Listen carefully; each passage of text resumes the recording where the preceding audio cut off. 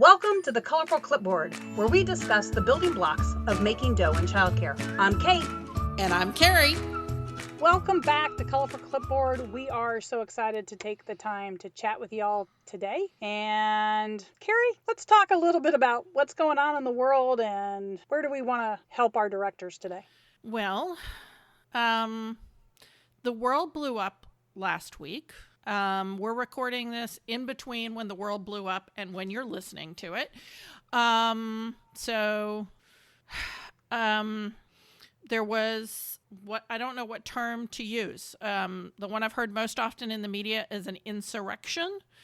There were people with weapons who went past police officers and took over the Capitol building, causing the duly elected officers of our government and their staff to have to be shelter-in-place drills, which makes me think that while we have to do shelter-in-place drills 4 times a year, obviously these legislators did not do their 4 times a year shelter-in-place drill because they were very bad at it. Okay, so basically we recognize that our directors probably have had staff who have things on their mind other than the children. Yeah, and so absolutely. what we want to do, So what we want to do is try to help you as a director. And again, you may have wished we had posted this last week, and who knows, we may end up posting this early. But what we really want to do is to help you remember that in your place of business, you're going to have parents and staff with various religious and political beliefs. And the kids are watching you. And the kids are looking at how you respond, and you as the director need to be the leader. So you need to help your staff have a place to talk about issues. You can't necessarily say you can't talk about it because it's on their mind, right? And same with your staff and your same with your parents. So Carrie, help me. What would be some things that if you were going to, because we've had issues, this is not the first time the world as a whole has blown up, right? So we've had hurricanes and we've had disasters and 9/11. Yeah, I was running a center on 9/11. I was substituting in a classroom. So I've been through this, and I've helped my staff through this. This kind of emotional feeling, maybe not all of the emotional feelings, because there's also people who did not feel attacked on January 6th, who instead felt like people were standing up for them. But for those who felt attacked, I have felt that way, and I have helped my teachers through that. But regardless of your feelings, you still have an emotion, and you're still trying to figure out how to deal with that. There's a lot of emotion on both sides, and every time there's an election, you've got people who are happy about the election and people who are hacked off about how it turned out.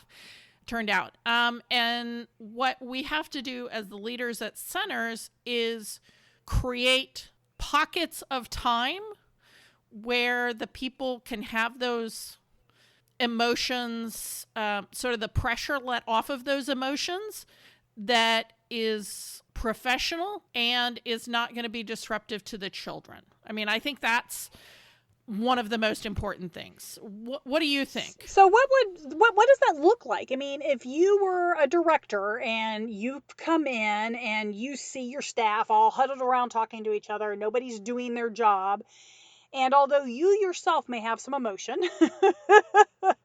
I'm sure that something is stirring, and it could be just because of world events, or it could be because you're sitting there watching your staff sitting around. And I'm going to use the term gossip because that way the skill that we talk about here can be used around other things, because you could use a lot of what we talk about today, even with if there's an issue with a staff person who left the organization or a family who left. A lot of times in childcare, we end up with, again, a phrase that I don't particularly like, but it's a good one to kind of demonstrate what we're talking about, which is that gossip, right? Like everybody wants to talk about it. Yeah. And again, it comes back to, social structures and all of that. But they can't be talking about it, a group of 3 of them, and there's 24 children running around amok, amok, amok, And so how do we create structures and times for them to release that pressure on that emotion? Because we don't want them to tamp it down and to clamp off the emotion. That leads to illness, and it leads to stress and all of that. But they can't do it in the classroom with another teacher and not be paying attention to the kids. So scheduling. Well, so we have 2 things. It's not just about the being able to pay attention to the kids, but it's also about what the kids hear. So, right. I think obviously, my first take is, as a director, you need to acknowledge that and tell your staff, I understand that all of you have the need to talk about the world's events or the community events or the events of today. So depending on, again, using it outside of this past week. Yeah. It could be that a process server came to the center in full, constable uniform and, freaked people out because somebody was being served papers. Well, maybe it was their divorce papers. It doesn't have to be a big deal, but that would be something that people would end up wanting to talk about in little huddled groups.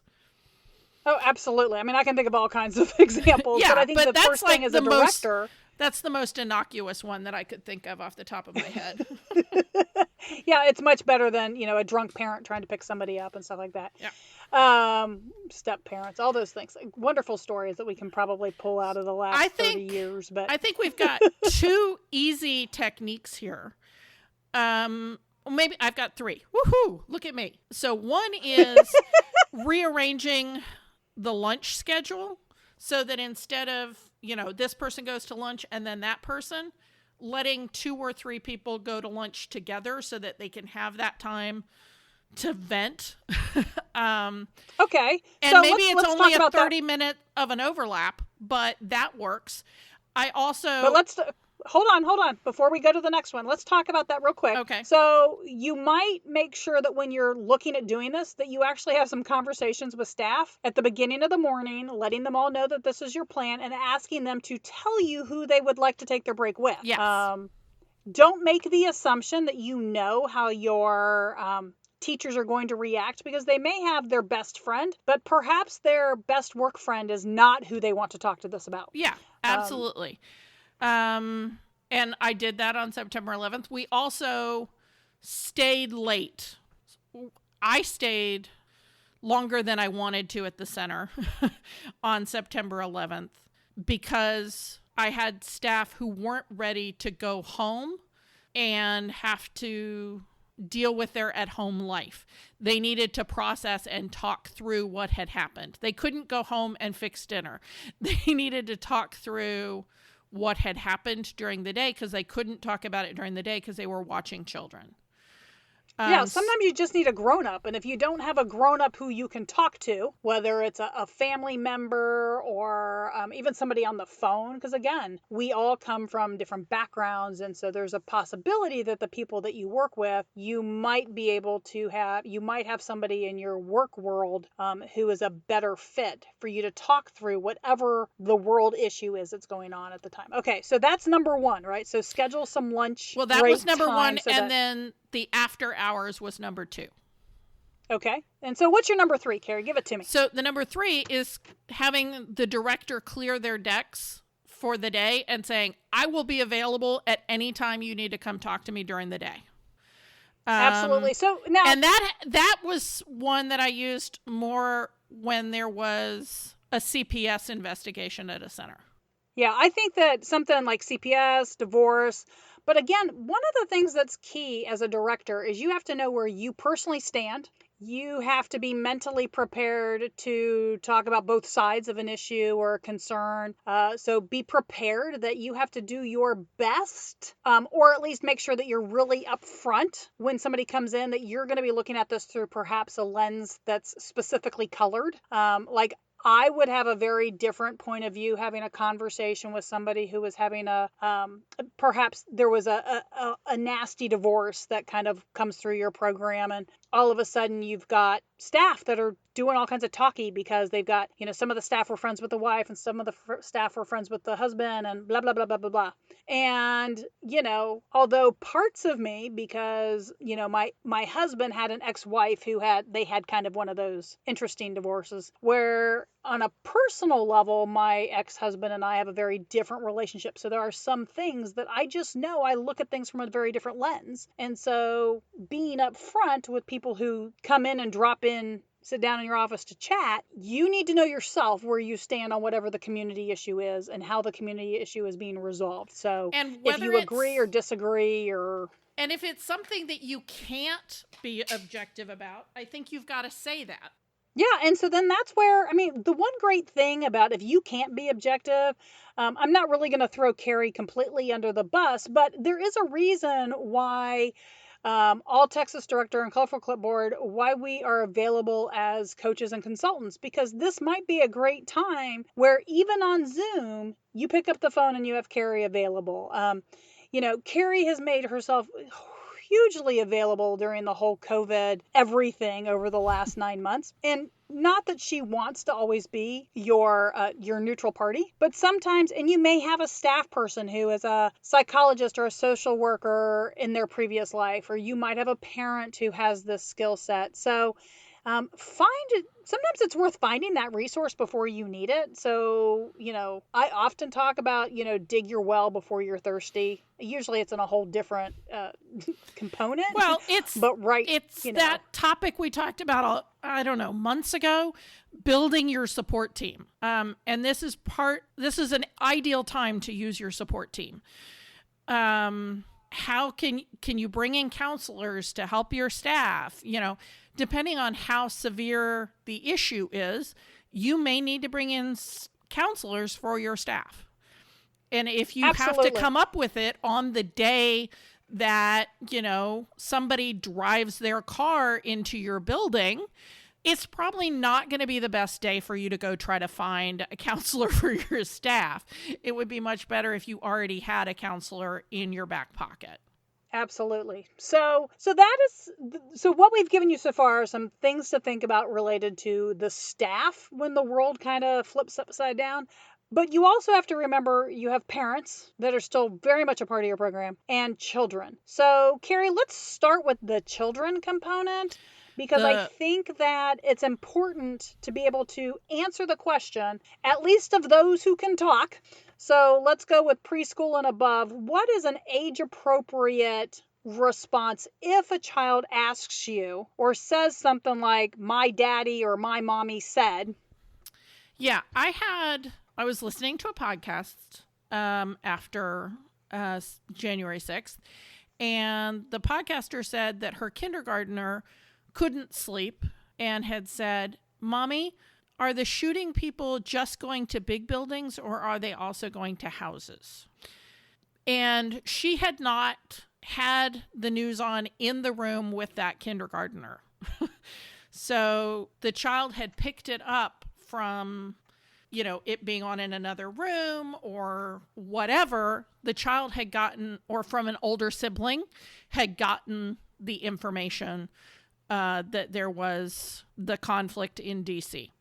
And so she had to sit down and have the conversation. So that's a 5-year-old. And with a 5-year-old, or a school ager of any kind, really, your conversation can be about, this was people in this situation, in this place, fighting about this thing. Are you in that place? Are you fighting about that thing? No.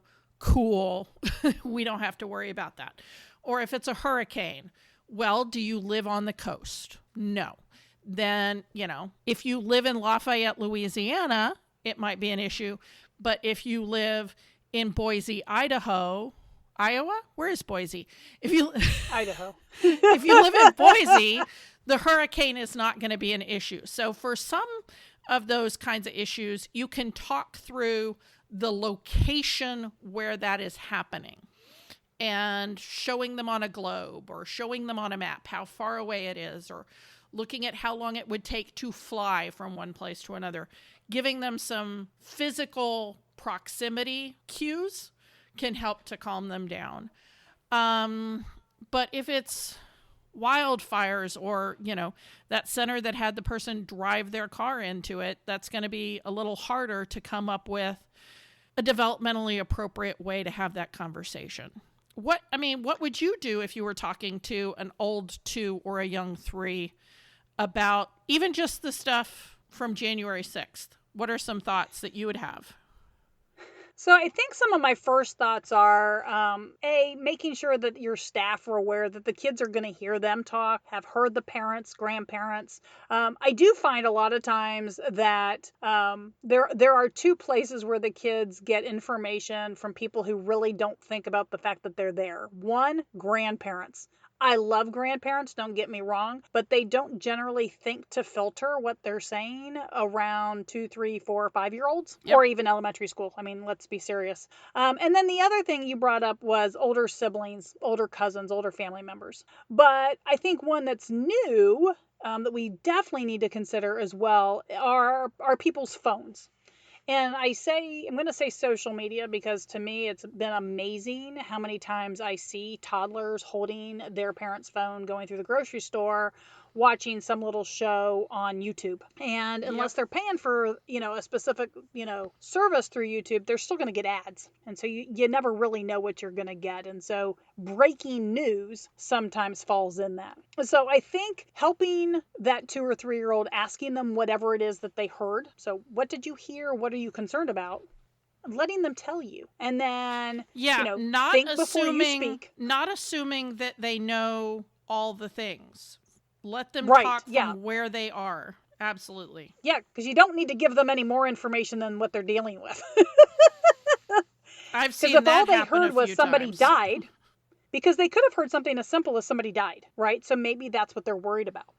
It's definitely a huge thing to ask them, well, what did you hear? What do you know? Why are you concerned? And then as an adult, taking a deep breath, thinking really hard about the words you're going to use, and then help them understand what they need to know. And then with that, I think it's very important to let the parents know when they come to pick up that this subject came up and what you said. Yes. Because again, remembering that your parents and you may come from different backgrounds. And so you need to make sure that if you've answered it a specific way, that the parent gets that heads up so that, they don't go, well, but Susie said. Yeah.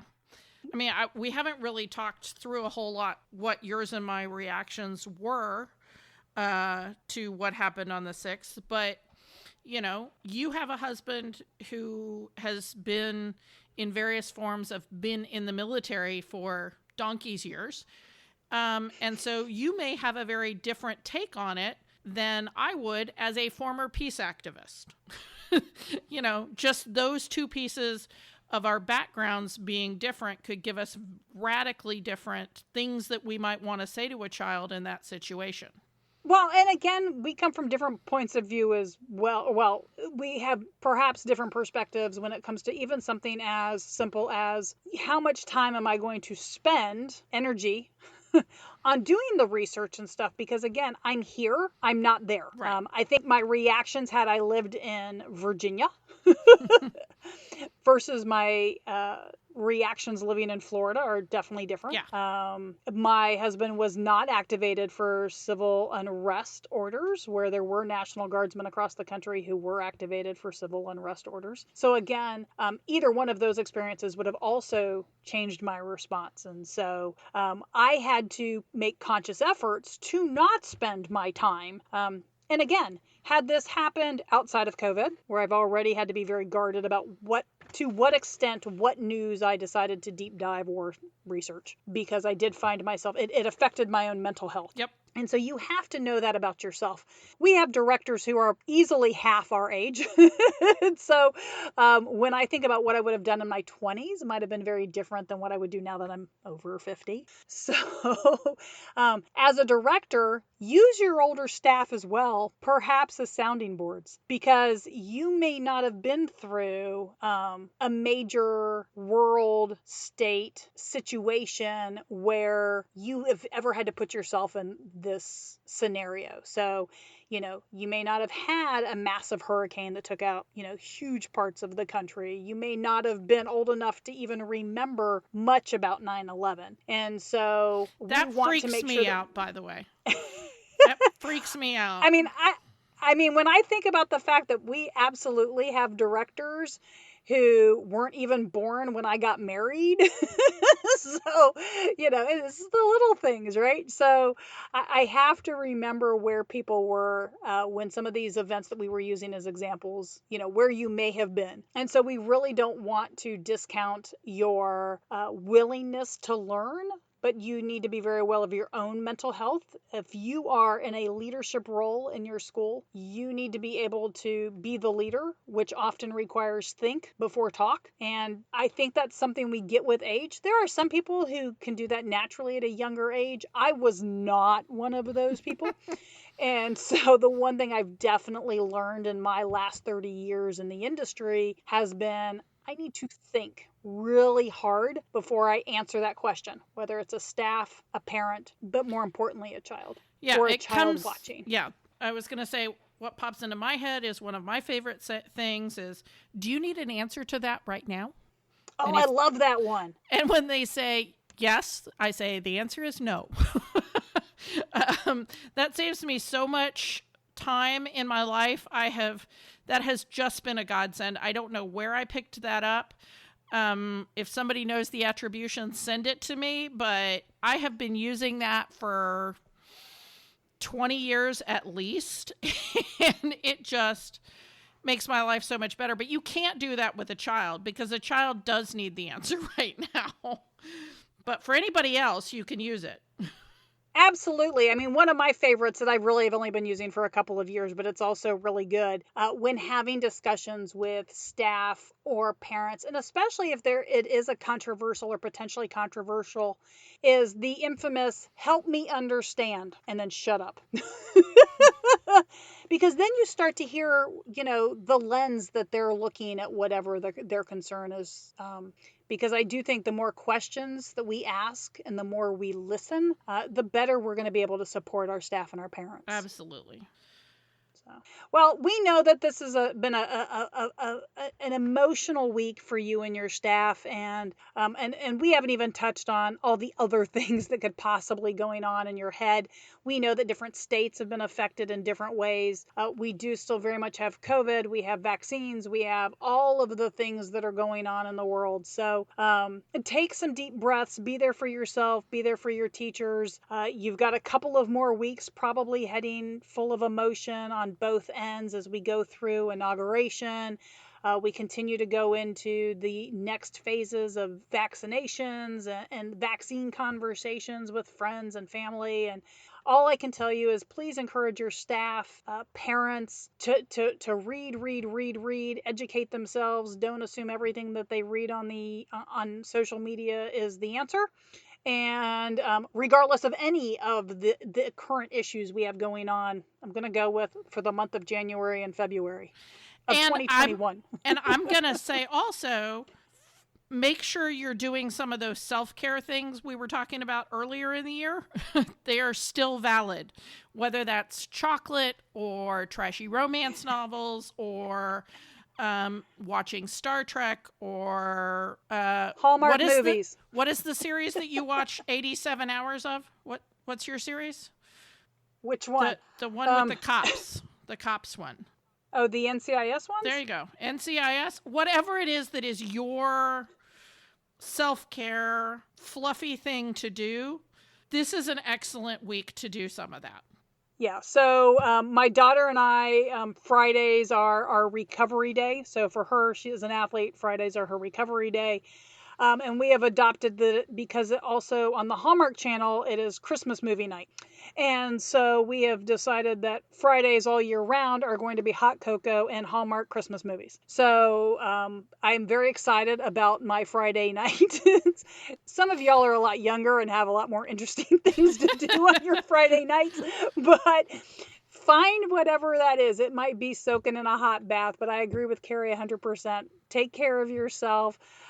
We will be back next week talking a little bit about follow up and follow through and bringing in your a spring recruitment into your program. So, but we really felt like we needed to kind of talk to y'all and be there for you as a resource in this time. Have a better week next week. Thank you for listening to Colorful Clipboards. Connect with us on social media at Colorful Clipboard or send us an email to hello@colorfulclipboards. Send us your voicemail with your own questions and stories. If you want to keep learning with us, visit Texas Director, where we continue to have seminars, licensing, programs, and more. This show has been made by me, Carrie Casey, and Kate Young with assistance from Hallie Casey and Marie Young. If you learned something today, share the show.